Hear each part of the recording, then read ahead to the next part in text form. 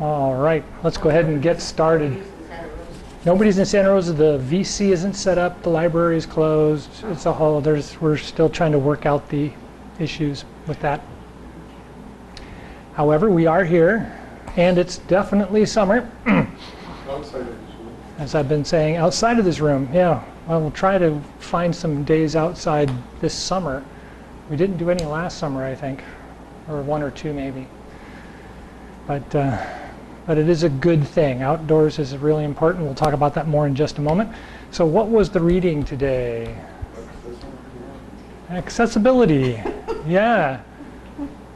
Yeah, it's very odd. You know, sometimes the readings are really peculiar, and you have to really reflect on what winter was like to realize why in the summer we're talking about accessibility. And so in the email I kind of mentioned, you know, you could pretty much go out and do anything right now, where in the wintertime, not so much, right? We want to stay inside. Well, now it's like you want to be outside. There's stuff to do, there's places to go, there's things to see, and you know, all that kind of stuff. And so accessibility kind of gives us the reflection from winter that right now we can actually connect to stuff really easy. I mean, the energy's on the outside of the body. We're connected well to that energy, right? So we're not really just all outside and no inside. Where in the winter we're all inside and very little outside. In the summer, we're still inside, but now the outside is very accessible, right? It's very opportune. We can go out and just do stuff. And so in the email, I talk about the idea that even though yang is very strong, it's becoming very mature, that maturity leads it to understand it has to nurture yin. It has to carry yin, just like in the winter, yin has to carry yang very carefully so the candle doesn't blow out, right? Mm-hmm. This time of year, we have all of this yang energy, but at the same time, we have to remember yin.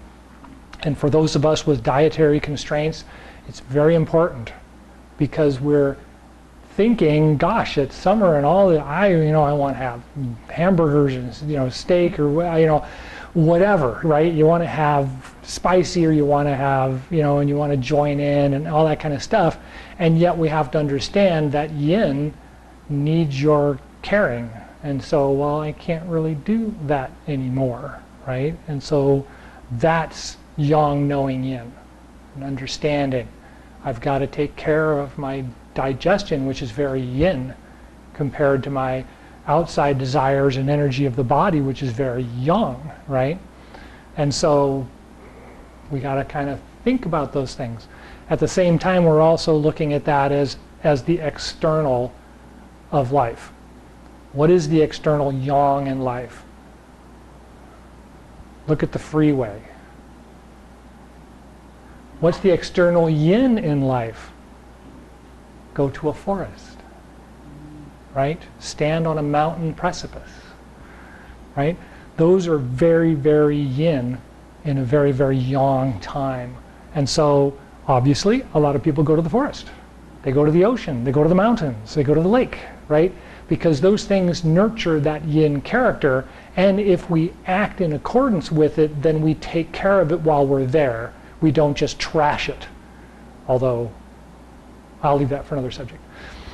Obviously, right, we need to care for it while we're there.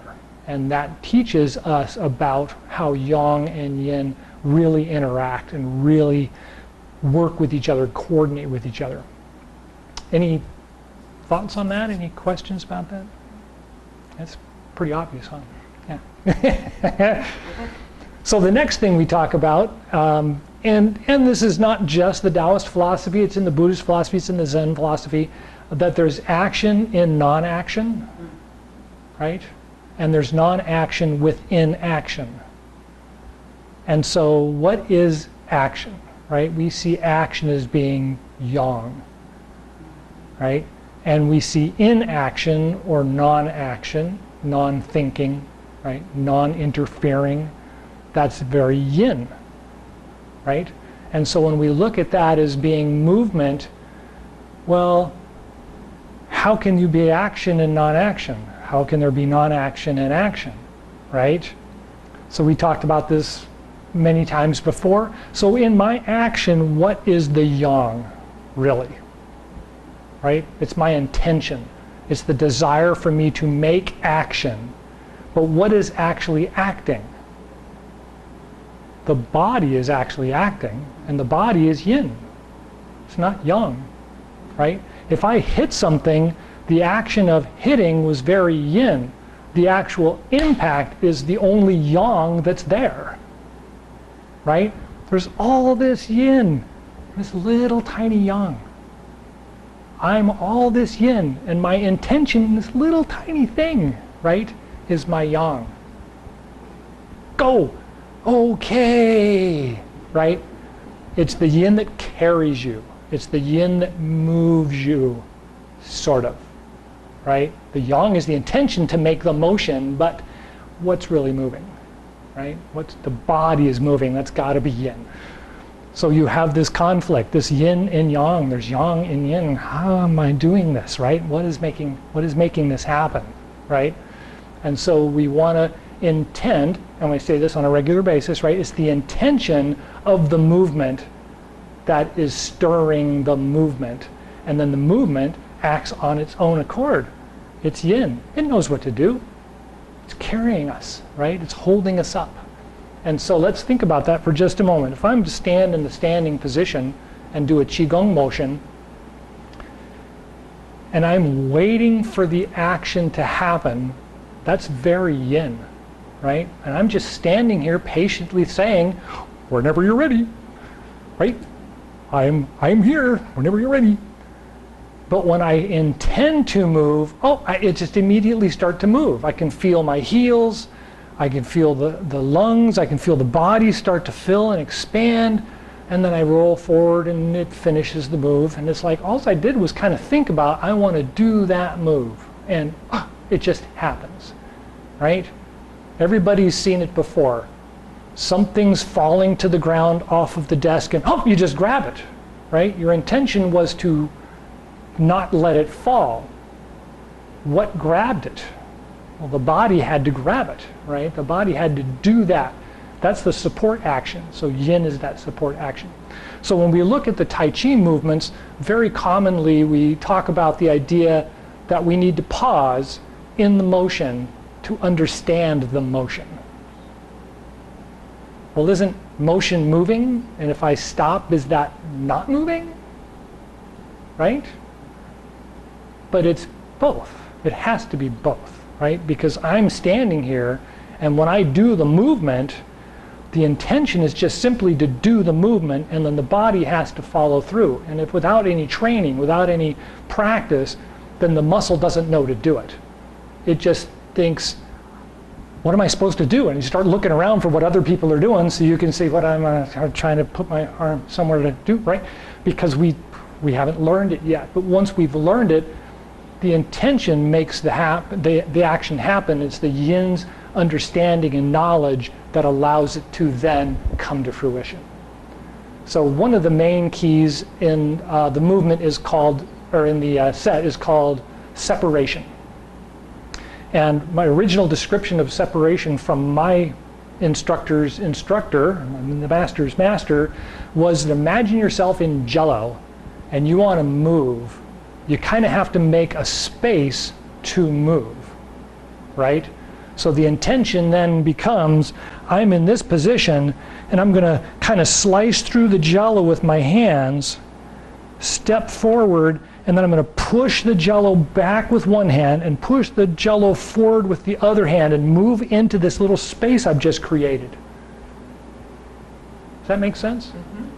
Right? Now if I want to turn, I'm in this empty space. I can turn and be moving in that empty space now, right?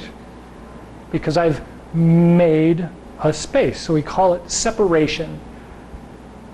There's a lot more to it because when you look at the translation from the original Chinese and into the English, it gets kind of weird because you're not really thinking about English.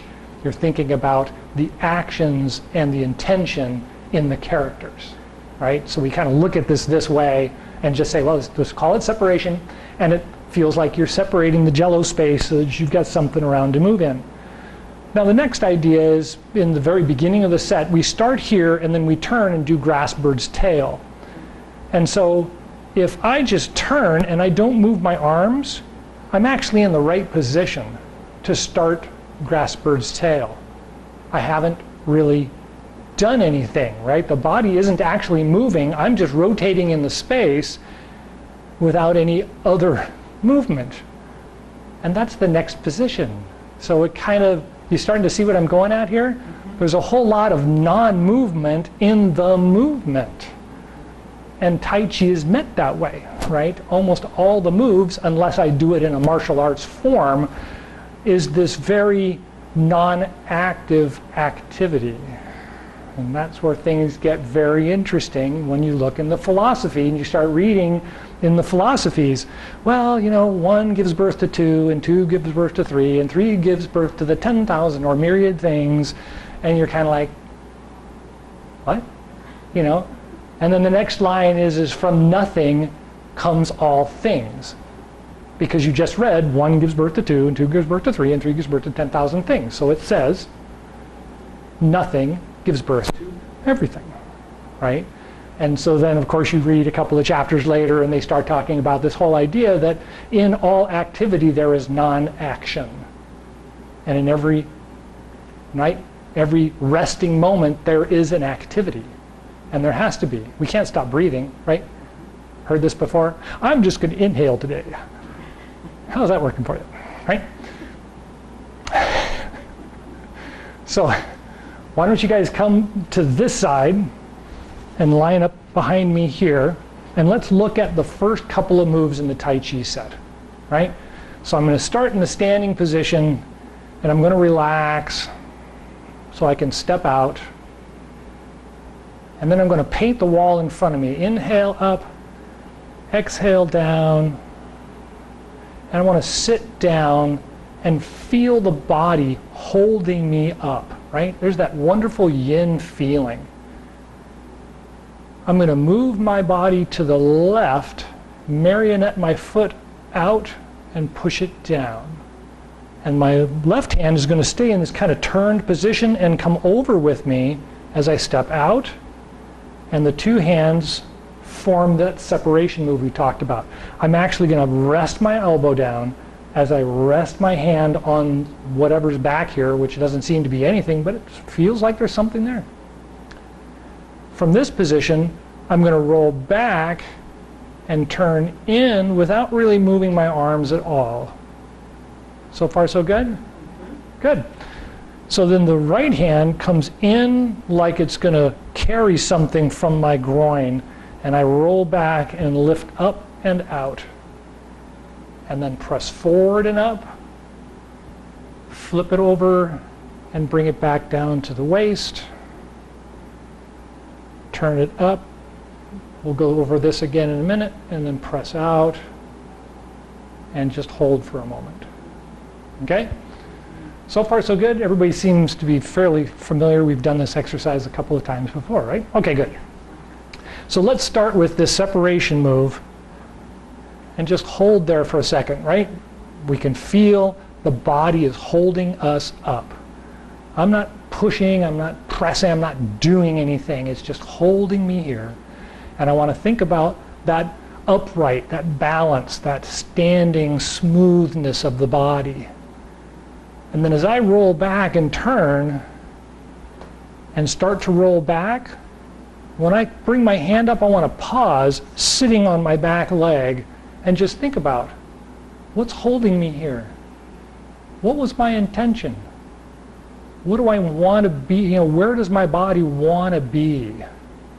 And then as I push forward, I don't want to do anything with my hands yet. I'm just pushing my body forward a little bit, and I'm going to stop in the middle of my legs, right where it's really comfortable, and go, oh, this is much more comfortable than sitting back on one leg. So I want to pause there for a moment and think about, okay, so what is my intention? Well, when I push forward, I actually have to push and lift up. So when I do, I know what I'm doing. I push forward and I turn and lift up slightly. And I look up into the sky where my hands are, and I think about that moment. Wow, everything's forward, everything's out, everything's moving, but I'm not moving. And when I flip my hands over and pull back, I can feel it, right? It's like gravity. That weight is coming down, and it sets on my leg, and I can hold it there, and I can feel that that energy was happening out of nothingness. Then I roll it up, and I press it forward, and I think to myself, how did all of that happen?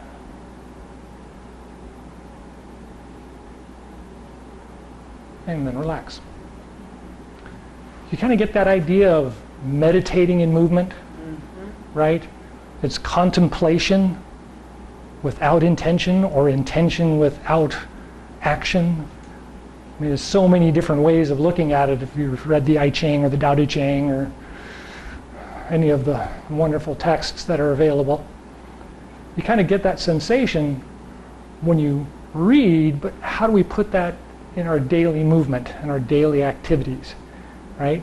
And so then they develop Qigong and they develop Tai Chi, and this, how do you do? Well, you know, I can just go and roll and move back and press, and this is wonderful, you know, nice sensation. Whew, okay, what did that get me, right? What did that get me? But if I'm actually here and I get this nice feeling of things moving in this very methodical, right, kind of sensation, I realize I'm really not doing a lot to get this movement, but I can feel it. I can feel this separation actually happen. And when I turn and roll back, you get that sensation. There's actually something between my hands, and I'm holding it on my leg. I'm resting back here, holding it. And as I push forward slightly to a balance and pause, and I feel the center of everything, I am the center of everything. Now when I roll forward and lift up and stare up into the sky, I can see it coming back. I recognize it. And I can turn my hand over and feel it coming back and down and filling up my back leg as it rests there for a moment, with weight, with purpose, with meaning, all in that energy. Roll the hands up and press out. And I'm pressing against something. I don't feel there's nothing there. I don't see anything in front of me, but I can feel myself pressing against something. Right? You get that natural character of yin and yang, right? Of the energy moving in and moving out with you. So far, so good? Any questions about the move? It's good with eyes closed because then you can... Correct. Yes. Okay. When your balance, right, when your balance is good. Yeah, when your balance is good. Closing your eyes is good. And there's nothing there. Good. Any questions? Any thoughts? Okay, so how many moves do we know in the Tai Chi set? Right? You guys know brush knee, sowing seeds, wave hands like clouds, right? Separation. Yeah. Right? Separation. Crane that. What was it? That's from the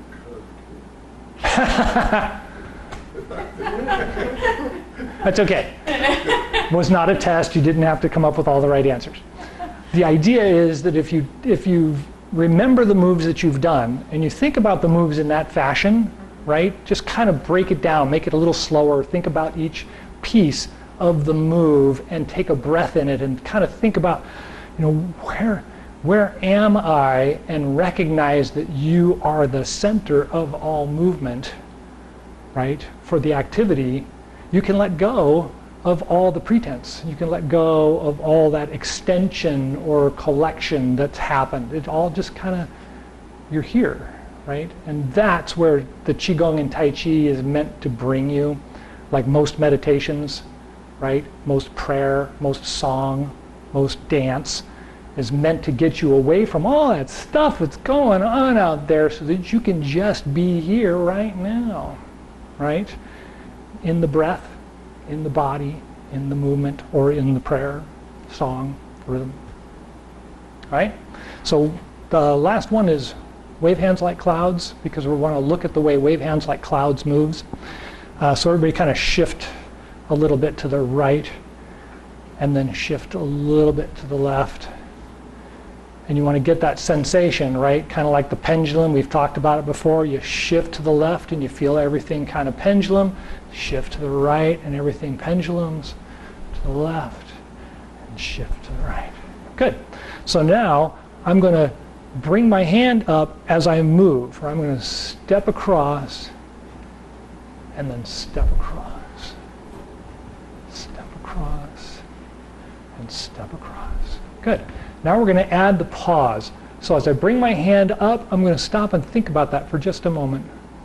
I'm going to step out and pull across and pause. I'm watching my hand as it floats across the sky like a cloud. And then I'll bring my feet together and change hands. And think about that hand. Think about the body's balance. Step out and slide across and then stop. Feel the weight on the leg. Feel the body. Try and see if you're in balance. Bring the feet together. Shift the hands. Look at the hand. Step out. Anticipate without anticipating. Slide across and think.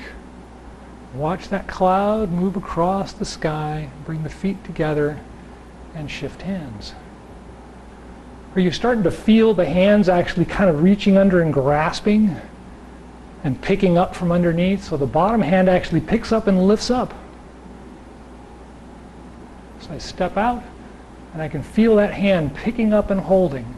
As I slide across, it's scooping up something. There's nothing there. I feel it. Feet come together. I pick that up and I brush it off. The other hand reaches up underneath. I step out and I think about that movement. Anticipation, non-anticipation. Scoop it up. Pick it up and brush it off. And then go ahead and relax. Good. Okay, let's return to our positions. So any questions? Ho, ho, ho. No? Are we out of time already? I'm sure we are. It's summer. That's the way it goes. I'm not worried about it. All right? So the Qigong movements, the Tai Chi movements, especially in summer, because we feel all that activity, right? We feel the energy. I just want to do it, right? We want to think that yin. We want to feel that yin character. So we want to do the movements with kind of that pause in mind and that feeling, where am I in this space? Where is the movement now? Not where am I? I've got to do this next. Whoa, whoa, whoa. Put the brakes on, right? Oh, oh, oh. Now move, right? Give yourself a moment to have that little bit of oh before you move on. And you might be surprised. Jewels in the mud. All right, let's go ahead and finish in the standing position. The exercises we just did helped us to kind of form this balance from top to bottom. We get the nice little channels, the controlling channel and the guardian channels that run straight down the body, flow down through the legs and deep into the ground.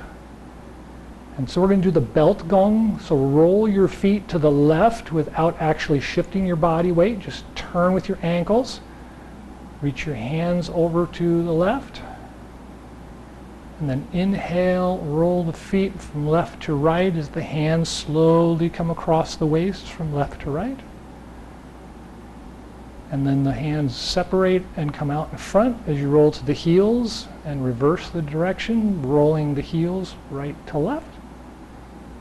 And then come in, inhale, roll across the toes, across the waist, and then out, across the back as we exhale, across the heels to the left again, and then in, back to the toes, inhale across,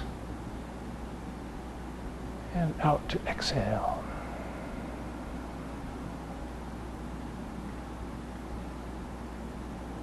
And then shift the hands to the other side and reverse direction across the toes from right to left. Across the waist, right to left. And then out to the heels, cross left to right. And back in. Inhale across the toes, across the waist. And out.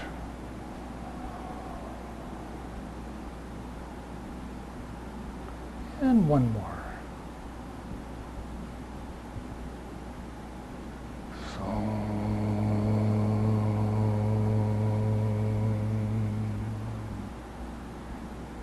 And the hands come down to the waist or to the side of the legs. And Chi Gung, inhale, rise up, gather the chi.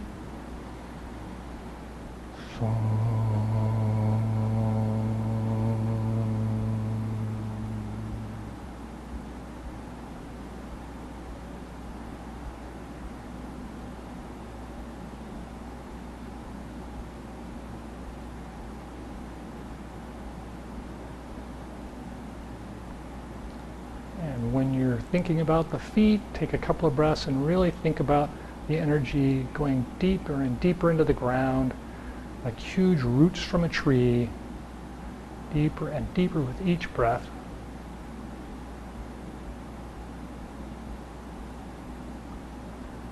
And again, inhale, rise up.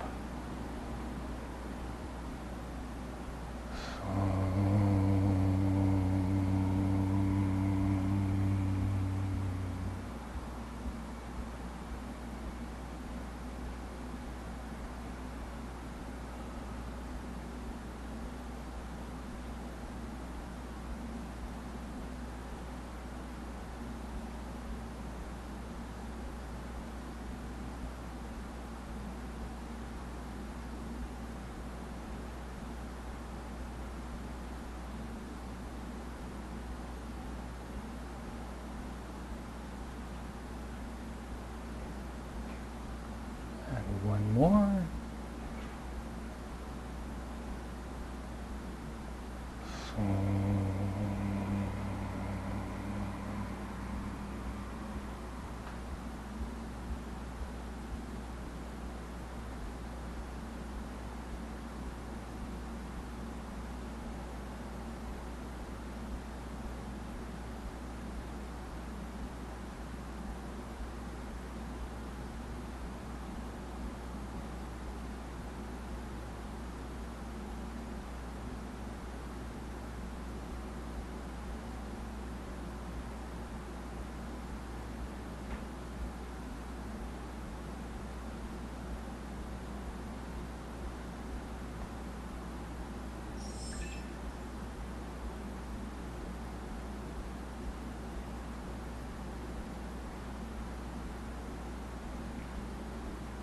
All right. Any last thoughts or questions? Just remember, we are math. When you're standing in the standing position, gee, I'm a tree. Pretty bad joke, I know. Thank you for coming. Thank you, Tim. Enjoy the rest of the day.